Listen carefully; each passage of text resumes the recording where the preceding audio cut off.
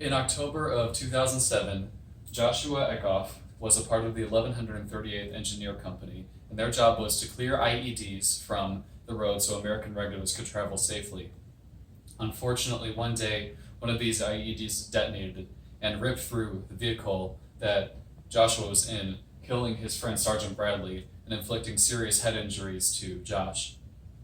When they sent Josh back home to his parents, he couldn't talk, walk, eat, or sleep or drink on his own.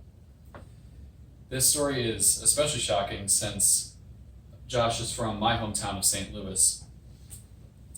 And and I'm sure you have as well, seen people on the streets begging, holding a sign like veteran or Vietnam vet.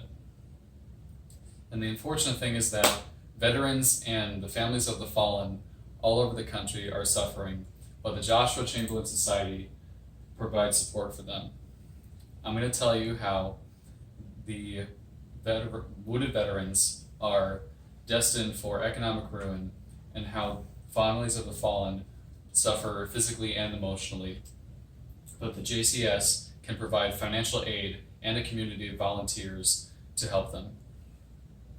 So it's sad but true that veterans have always had it rough. Many veterans are destined to run into economic hardship, and families of fallen veterans also suffer.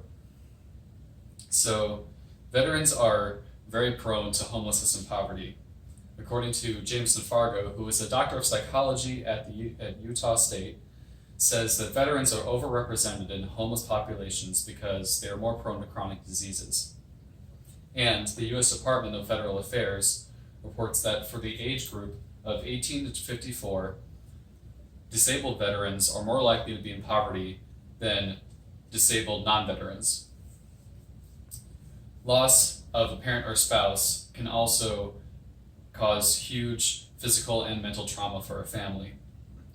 Allison Holmes, a doctor of psychology at the Center for the Study of Traumatic Stress, says that loss of a spouse can lead to increased vulnerability to physical and psychological diseases.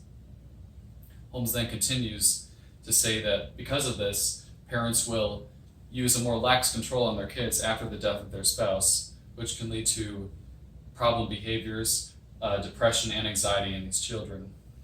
One example of this is a story that Washington Post did on Drew Pope. Drew Pope was in 7th grade when his father was killed in the line of duty. And after that happened, it kind of kick-started a downward spiral of depression for him. He started failing a lot of his classes, he spent more time alone, and he started to talk back more to his mother and his family. And eventually, he flunked out of college the first time he attempted. And for many years, he just was floundering, trying to find his purpose and a path for him to follow. So there are so many wounds that we can see, but even more that we don't. And that's why the Joshua Chamberlain Society was born. The JCS supports wounded veterans and their families through financial aid and a community of volunteers that will be there for them.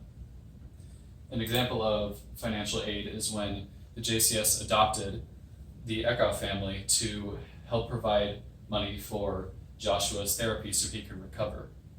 And an example of the community aspect is when my uncle enlisted me and my brother to help him move some exercise equipment that someone had donated from a gym.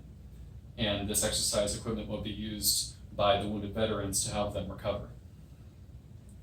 But the thing that really had let me see the impact of this organization was when I saw Joshua Eckhoff at the JCS Trivia Night.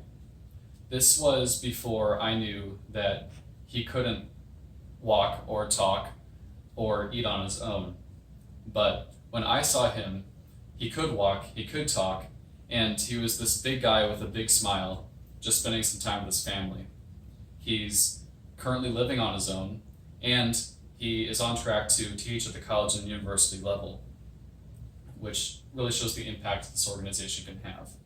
So I encourage you to donate or to volunteer for this organization. There's a St. Louis chapter, a Nashville chapter, and there's a Houston chapter coming soon. The JCS has already done a lot of really great work, but there's even more work to be done. Veterans are prone to be homeless and in poverty, and families of the fallen suffer physical and emotional trauma. But the JCS can provide financial support and a community of volunteers to help them get through their hardships. So I again encourage you to donate and volunteer for this excellent organization. Josh, before he was injured in Iraq, wrote a letter to the newspaper of his old high school, and I'm going to read a little bit of it now. I suppose you are wondering just who I am. Quite simply put, I am an American soldier, but I am much more than you might imagine.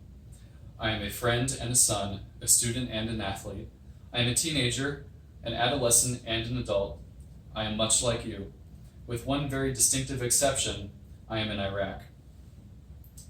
What this letter really says to me is that we have to remember that veterans are ordinary people like us who have made monumental sacrifices to keep our country safe and to keep us safe. So I encourage us, it's time that we, ordinary people, make some sacrifices to keep them safe. Thank you.